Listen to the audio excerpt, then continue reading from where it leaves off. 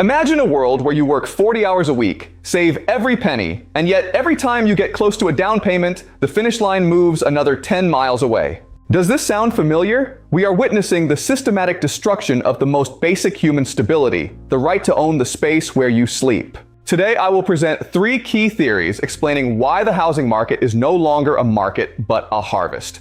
Why are investment funds buying up entire suburbs? Why is your rent becoming a permanent tax on your existence? And most importantly, who benefits when you become a lifelong tenant of your own country? For generations, the path to adulthood followed a very predictable map. You finished your education, you found a job, and you bought a home. That home was not just a roof over your head. It was your fortress, your primary savings account, and your stake in the future of your community. But look at the map today. For the vast majority of people under the age of 40, that path has been erased. In cities from New York to London, from Sydney to Berlin, the cost of housing has decoupled from the reality of wages. We are told this is a simple matter of supply and demand, that there are too many people and not enough houses. But is that the whole truth? If it were just about supply, why are there thousands of empty luxury apartments in cities where people are sleeping in their cars? Why is the American dream turning into a global nightmare? The truth is far more calculated and far more sinister. We are witnessing a silent coup. The very concept of homeownership is being stolen from the middle class by a small group of institutional titans who have decided that you should never own anything ever again. Today, I will present 3 key theories. First, the theory of the financialization of the nest. Second, the strategy of the algorithmic siege. And third, the transition to the corporate serfdom of the 21st century. Why is this happening now? Why are the biggest funds in the world suddenly interested in your neighbor's backyard? And what happens to a society when the citizens no longer have a place to call their own? By the end of this analysis, you will understand that the housing crisis is not an accident of the economy. It is the goal. Let's begin with our first major theory, the financialization of the nest. For most of human history, a house was a consumption good. You bought it to live in it. It was like a pair of shoes or a car. It had value because of its utility. But in the last 30 years, the financial elite has performed a dangerous piece of alchemy.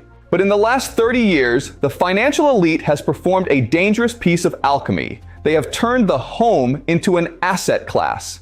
What does this mean? It means that your house is no longer seen as a place to raise a family, but as a yield-producing instrument. On a spreadsheet in Manhattan or Hong Kong, do you understand the shift? When a house becomes a financial derivative, it no longer competes with other houses for your business. It competes with gold, with oil, and with tech stocks for the attention of global capital. Why is this important? Because global capital is infinite, but land is finite. When billions of dollars from pension funds and private equity firms flood into residential real estate, they drive prices up to a level that no local salary can ever match. You are not outbidding another family for that house. You're outbidding a multi-billion-dollar algorithm that doesn't care about the quality of the schools or the color of the paint.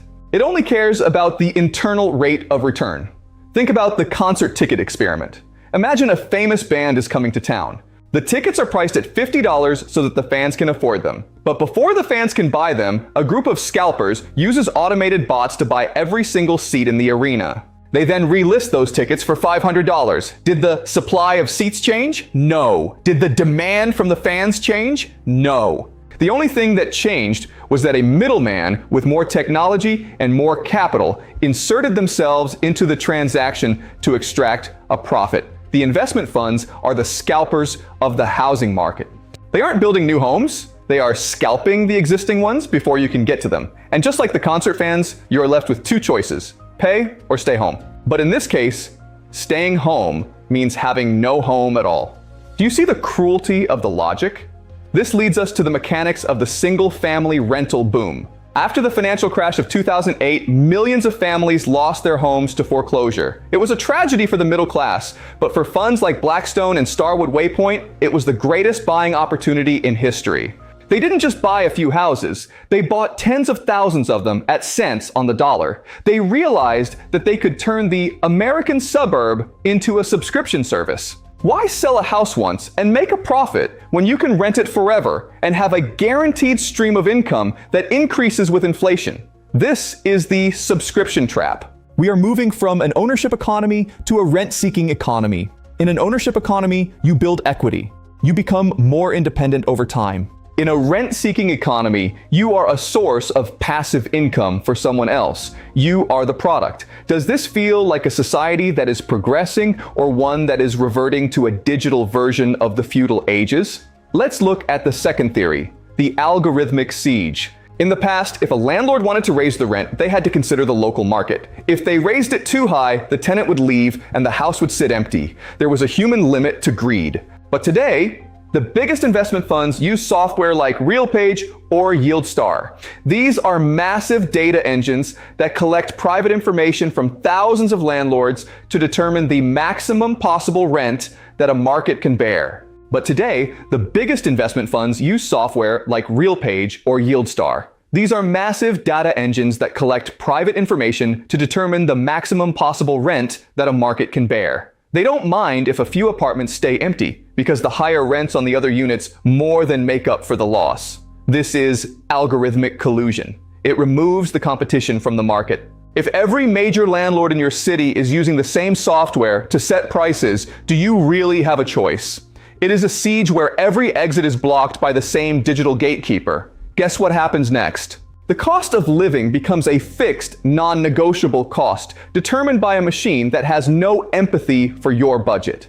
Why is this a dark plan? Because it turns the most essential human need into a captive market. You can choose not to buy a new iPhone, you can choose not to go on vacation, but you cannot choose not to have a roof over your head. The funds know this, and they are using that inelastic demand to squeeze every possible dollar out of the working class. Why are they doing this now? It's because of the death of yield in other sectors. In a world of volatile stocks and low interest rates, housing is seen as the safe haven. It is the ultimate hard asset, but there is a sociological cost that doesn't show up on the balance sheet.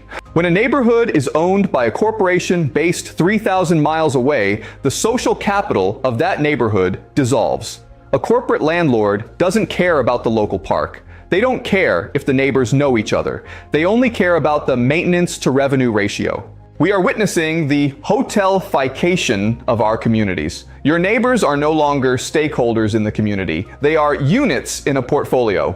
Have you noticed how quiet your street has become? How many of the houses around you are now managed by apps rather than people? This is the hollowing out of the middle class. We are losing our physical connection to the land, and in doing so, we are losing our political power. A citizen who owns their home has a reason to fight for their community. A tenant who can be evicted by an algorithm at the end of the month is a person who is easy to control. Consider the Monopoly board game analogy. We all know how the game ends. At the beginning, everyone is excited and everyone has a chance. But as the game progresses, one or two players buy up the most valuable properties. They put up hotels. Every time you land on their space, you pay a rent that is higher than the go money you receive. Eventually, you are just moving your piece around the board, waiting for the inevitable moment when you run out of cash. The game only ends when one person owns everything and everyone else is bankrupt. The problem is that in the real world, we can't just fold the board and put it back in the box. We have to keep living on the board. We are currently in the late game of global monopoly. The big funds have the hotels on Boardwalk and Park Place, and they are now coming for the utilities and the Mediterranean avenues. They won't stop until every square on the board requires a payment. They won't stop until every square on the board requires a payment. Does this sound like a conspiracy? Or does it sound like the natural conclusion of a system that values growth above all else? Why is the government allowing this? This is the most troubling question of all. In many cases, the state is not just a bystander, it is a partner. Investment funds are some of the largest donors to political campaigns. They lobby for tax incentives that make it cheaper for a billion-dollar fund to buy a house than it is for you. They fight against rent control and tenant protections. They use the language of market efficiency to justify the destruction of the middle class. We have created a world where the right to profit for a fund manager is more protected than your right to shelter. And then there is the impact on the generational contract. By liquefying the housing market, they have made it easier to flow out of your hands and into theirs. Why is this important? Because it reveals that the system is no longer working for the people. It is working for the capital. For the first time in modern history, we are seeing a massive wealth transfer in the wrong direction. The wealth is not flowing down to the young. It is being harvested from the young and sent up to the institutional elite. A young person today might spend 50% of their income on rent. That is money that cannot be saved, cannot be invested in a business, and cannot be used to start a family. We are creating a generation of stagnation. When the young people lose hope of ever owning a piece of their world, they stop participating in the rituals of that world. They stop getting married. They stop having children. They stop caring about the future of a society that treats them like a user rather than a member. But there is a final layer to this dark plan, something that goes beyond mere profit. It is the theory of total behavioral control. If the state and the corporations control where you live, they control how you live. Imagine a world where your rental agreement is tied to your digital identity or your social credit. Imagine if your rent goes up if you express the wrong opinions online, or if your access to your smart lock is restricted if you don't comply with a certain government mandate. This is the ultimate enclosure of the commons. By stealing the right to own a home, they are stealing your last sanctuary of privacy and independence. They are turning the home into a geo-fenced cell. We are standing at the edge of a new kind of totalitarianism. Not one built with barbed wire and guards, but one built with smart contracts and automatic deductions. Are you prepared for the moment when your home becomes your cage? Because the transition is almost complete, and the final piece of the puzzle is being put into place as we speak. This final piece is the tokenization of your physical reality. Have you heard the marketing lately? They tell you that real estate is too expensive for the average person, so they offer you a solution. They call it fractional ownership. They tell you that you can buy a digital token that represents 1% or 1/10,000th of a luxury apartment or a suburban home. They call it the democratization of wealth. But let's look closer at the code of this arrangement. Who makes the decisions? Who decides when to sell? Who decides how much the maintenance fees will be? It is not you. It is the institutional manager who controls the platform. In this scenario, you aren't an owner. You are a junior creditor. You are providing the capital for their empire while they keep the control. Do you understand the deception? They are taking your small savings to buy the very houses that you should be owning, and then they are selling you back a digital ghost of that property. It is the ultimate sleight of hand. Why is this important? Because it destroys the fundamental power of property. Property is not just an investment, it is sovereignty. When you own a house, you have the right to say no to the world. When you own a token on a platform, you are subject to the terms and conditions of that platform. If you violate their rules, they can freeze your token. They can delete your wealth with a keystroke. We are moving from a world of hard assets to a world of permissions. And in a world of permissions, you are never truly free. In many cases, the state is not just a bystander, it is a partner. Investment funds are some of the largest donors to political campaigns. They lobby for tax incentives that make it cheaper for $1 billion fund to buy a house than it is for you. They find themselves unable to afford the upgrades, unable to sell to anyone but a cash-rich fund, and eventually they are forced to become renters in the very neighborhoods they once owned. The state uses sustainability as the moral shield for the expropriation of the middle class. Once the houses are owned by the corporations, they can be integrated into the smart city infrastructure. Your home becomes a node in a network. Your thermostat, your locks, and your appliances are all connected to a central grid. This is the geo-fenced lifestyle. If you exceed your carbon quota for the month, perhaps your smart fridge won't open, or your smart lock won't let you leave for a non-essential trip. This isn't science fiction. It is the logical conclusion of a world where you don't own your physical environment. When you rent your space, you rent your behavior. Do you see the dark plan now? It is about the total management of the human animal through the control of its habitat. Let's look at an experiment in behavioral sinks conducted by the researcher John Calhoun. He created a mouse utopia where every physical need was met, but the space was finite and controlled. As the population grew and the social structures broke down, the mice stopped breeding, they stopped interacting, and they became obsessed with the beautiful ones. individuals who did nothing but eat, sleep, and groom themselves. They lost their mousehood. By turning our neighborhoods into controlled rental environments, the investment funds are creating a human behavioral sink. When you have no stake in the land, you lose your drive to protect it. You lose your drive to build for the future. You become a passive consumer in a corporate terrarium. Why is this important? Because a society of renters is a society that is easy to manipulate. If you can be evicted by an algorithm, you will think twice before protesting. You will think twice before speaking your mind. You will become the beautiful ones, well-groomed, digital-obsessed, and entirely powerless. This brings us to the transition from citizenship to usership. In a traditional republic, a citizen is a person who owns property and has a voice. In the 21st century corporate state, you are being downgraded to a user. Think about the apps on your phone. You don't own the software, you just have a license to use it. If you break the user agreement, your access is revoked.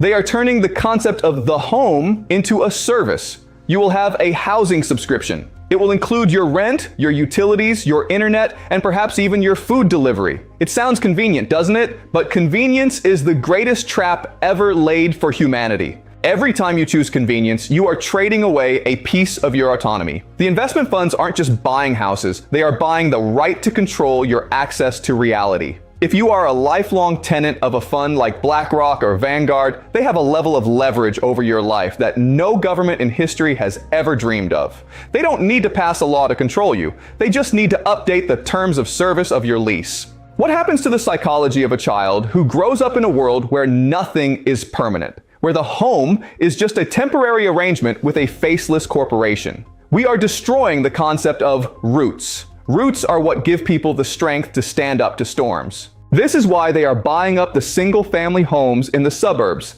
That is where the roots are. That is where the middle class was born. And that is where it is being buried. So, how do we stop the global monopoly game before it reaches its conclusion? First, we must recognize that the housing market is no longer a free market. It is a rigged game where the house always wins. We must demand antitrust legislation for residential real estate. We must make it illegal for institutional funds to own single-family homes. A house should be for a family, not for a portfolio. But we cannot wait for the politicians to save us. We must build our own resistance infrastructure. This means moving toward local private lending networks. It means crowdfunding our own communities so that we can outbid the algorithms. It means returning to multi-generational living. If a family stays together, they have more capital, more resilience, and more leverage. The nuclear family, in its own isolated house, was a fragile structure that was easily broken by the funds. The extended family is a fortress. We must learn to build fortresses again. Second, we must embrace resource realism in our personal lives. If you cannot afford a house in a major city, look to the places the funds haven't noticed yet. Look to the edges. Look to the land that requires work rather than just capital. The funds want the turnkey properties that are easy to manage. They don't want the land that requires a human touch. Your labor, your skills, and your presence are things they cannot scale. That is your advantage. And third, we must reject the subscription lifestyle. Whenever possible, buy the things you use. Own your tools, own your data, own your energy. Every step towards self-sufficiency is a step away from the dark plan. Every step towards self-sufficiency is a step away from the dark plan. Homeownership collapse is not an inevitable force of nature. It is a choice made in boardrooms. The investment funds want you to believe that the collapse of homeownership is an inevitable force of nature, like the weather. It is not. It is a choice made by people in boardrooms who think they can manage the world better than you can manage your own life. They are betting that you will be too tired, too distracted, and too afraid to fight back. They are betting that you will accept the digital cage in exchange for a slightly lower monthly payment. Are they right? Are you willing to be the last generation that remembers what it felt like to truly own the ground beneath your feet? The real AI crisis, the financial failure, and the silent inflation are all connected to this one central point: the removal of the human being from the physical world. But the earth is still there. It is waiting for people who are brave enough to claim it. The dark plan only works if we stay in the digital shadows, if we step out into the light, if we rebuild our communities, and if we refuse to be users of our own lives. The machine will fail. The algorithms cannot account for the human spirit's need for a home. They can measure the yield, they can measure the rent, but they cannot measure the power of a person who says, "This is my land, and I am not leaving." Do you understand the importance of that sentence? It is the foundation of all civilization. Without it, we are just transients in a corporate wilderness. The war for your home is the war for your future. The investment funds have the money, they have the software, and they have the politicians. But you have something they can never have. You have the biological mandate to survive and thrive. You have the ability to connect with your neighbors and build a wall of social capital that no fund can penetrate. The transition is almost complete, but almost is not finished. There is still a window. There is still a chance to reclaim the right to own a home, but you must act now. You must study the codes of the market. You must protect your hard assets, and you must never, ever accept the lie that you will own nothing and be happy. This isn't just about real estate. It's about the very nature of human dignity. A person without a home is a person without a soul in the eyes of the market. We must fight to keep our souls. We must fight to keep our homes. The dark plan is out in the open now, and once you see it, you cannot unsee it. Use that vision, use that clarity, and build something that lasts. My name is Jiang Xueqin, and I will see you in the next analysis. Thank you for your time, your focus, and your commitment to the truth. Stay sovereign, stay grounded, and most importantly, stay home.